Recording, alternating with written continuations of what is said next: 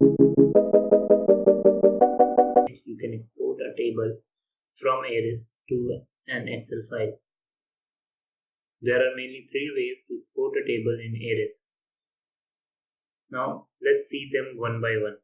The first one is you can go to the Annotate tab, to the Table panel, and then select the Export Table command.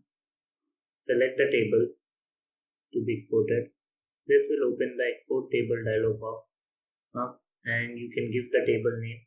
So it will keep the name as table1.csv file and click on save. So by this way we can export a table in a CSV format from ARES to Excel. Now let's see the second option. The second option is select the table which you want to export. Right click and then select the export table from the right mouse button menu. This will again open the save dialog box. You can just give it a new name. Say we'll give it a name as table.csv, and this way we can save a table. So this was our second way. For the third and the last option, you can just simply run the export table command in ARES. Select the table and again just give the name. Let's say we'll give it as table3.csv and save the file. So the CSV file format can easily be accessible or open in